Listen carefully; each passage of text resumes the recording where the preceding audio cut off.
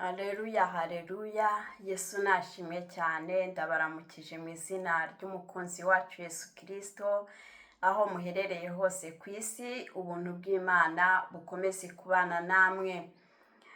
Rero ndasabira umugisha uko bwije uko bukeye abakurikirana ubutumwa bwiza ncisha kuri iyi cano.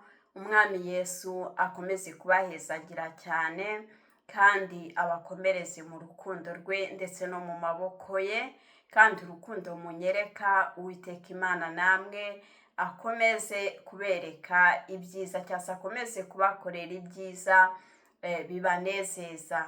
Data wa twese nahimbazwe. Reka rero dushime Imana impaye umwanya wo kugira ngo tuganire iri jambo. Data wa twese mwiza, ndagushimiye kuri uwera, ngushimiye kuri umunyamaboko, ngushimiye kuko utegeka ibintu byose bikakumvira, ngushimiye mwami kujya uhindura ibihe. Izina rya Yesu nirihabwe icyubahiro.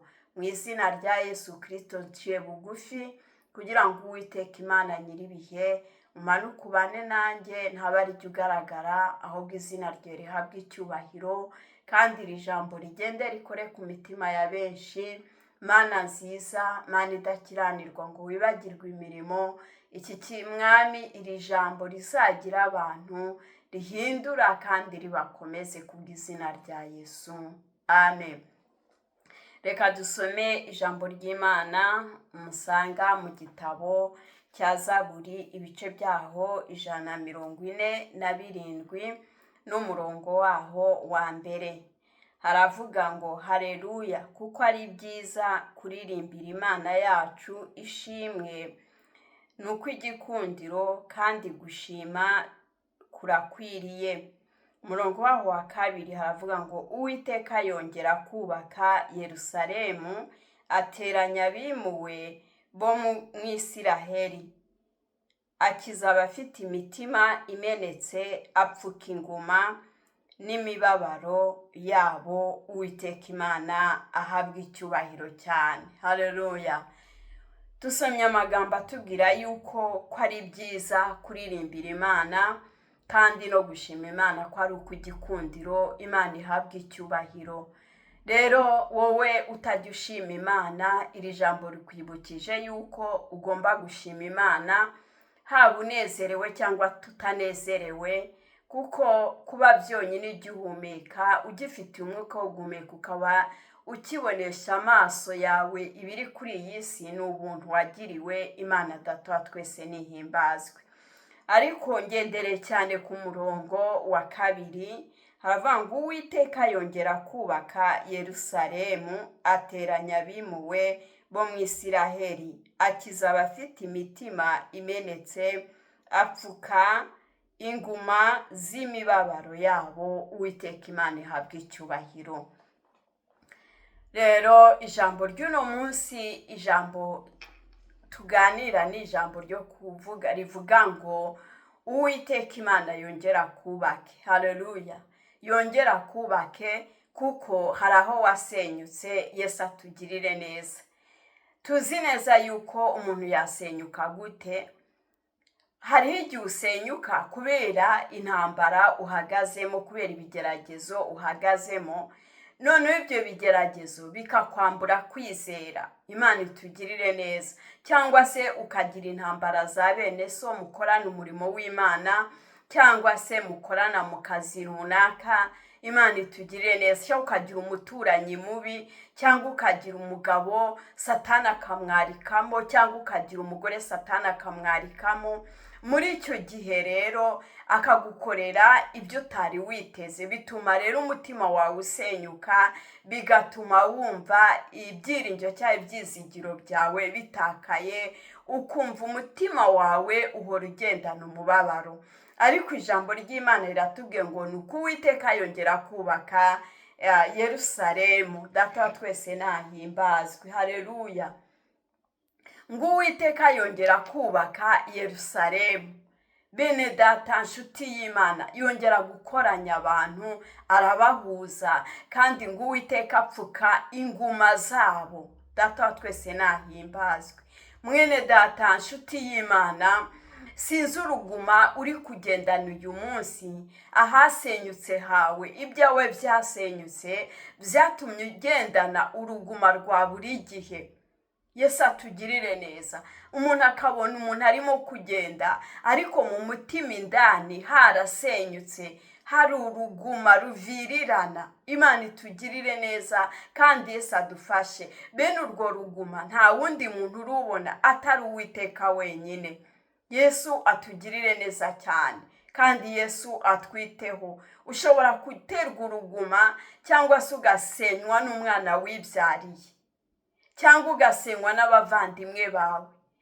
Mbega ku isi hariho ibintu bibiri. Umuntu agenda, hariho abantu bagenda banezerewe, abandi bakagenda bababaye. Ni uko isi yubatitse. Ariko reka nkubwire ngo haracyariho ibyiringiro yuko Uwiteka Imana yakongera akagusana, akakubaka. Yesu nashimwe. Hari ibyasenyutse by'i Yerusalemu, ariko Uwiteka arongera arabyubaka kandi abantu bagubwa neza. Nawe rero uyu munsi wa none hari ibyasenyutse muri wowe. Hari inkike zasenyutse, hari amarembo yasenyutse. Imana ituganze cyane. Hari inkingi zasenyutse, ariko reka nkubwire ngo Kristo niwe rufatiro, Kristo niwe byiringiro, Kristo niwe banze ryo kwizerwa. Imana yacu nishimwe cyane. Haleluya.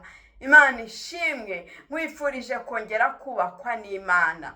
Data wa twese nashimwe. N'Uwiteka nakubaka, izo nguma zirakira, uwo mubabaro urahunga. Uwiteka nakubaka, uraba wubakitse. Haleluya. Ndetse n'abanzi bawe babibone. Imana itugirire neza cyane. Uwiteka Imana yongera kurundarunde, kuko wabuze uwakurundarunda, wabuze uwaguhumuriza, wabuze uwakubwira ngo komera, wabuze uwakubwira ati, wabuze n'uwakuzanira amazi. Imana itugirire neza. Wabuze icyaguhembura, ariko uyu munsi uhemburwe n'ijambo ry'Imana rikugeze rikubwira yuko Uwiteka yakongera akakubaka. Haleluya. Data twese nashimwe. Uwiteka Imana aracyakora, na n'uyu munsi ntasinziriye. Yumva gutaka kwawe, yumva kurira kwawe, abona kwiheba kwawe. Yesu atugirire neza cyane. Hari iyi si harimo abanezerewe, yumva ashingiye, babyaye se, batsindishije abana, batsinze amashuri, abandi nabo bari mu mubabaro, bapfushije. Imana itugirire neza. Babuze ibyo kurya se, babuze ibyo kwambara, babuze renti se. Ibyo byose ni ku isi yubatse, ariko hari Uwiteka uza akamara abantu umubabaro. Haleluya. Hari Uwiteka uza agahosha intambara, hari Uwiteka uza agakiza imitima yari ibabaye, akongera akayihembura. Imana yacu nishimwe rero. Wifurije rero kugira ngo Imana yongere ikubake, ahasenyutse hongere hubakike mu izina rya Kristo Yesu. Nk'uko yubatse Yerusalemu, nawe Uwiteka aze akubakire, Uwiteka aze yubake mu mutima wawe ibyasenyutse. Uwiteka Imana yongere akugarurira ibyiringiro, kandi Uwiteka akugarurira umunezero mu izina rya Yesu Kristo wa Nazareti. Ubuntu bw'Imana bukomeze kubana namwe nshuti zanjye. Abakoze subscribe ndabashimira, namwe abari mu nzira ni karibu. Uwiteka Imana abaha umugisha, kandi mbifurije ku kwezi kwa 10 Uwiteka Imana asa n'imitima yasenyutse yongera ibe mizima mu izina rya Yesu Kristo wa Nazareti. Karibu rero, mukomeze kuryoherwa n'ijambo ry'Imana, kandi ndabakunda. Shalom.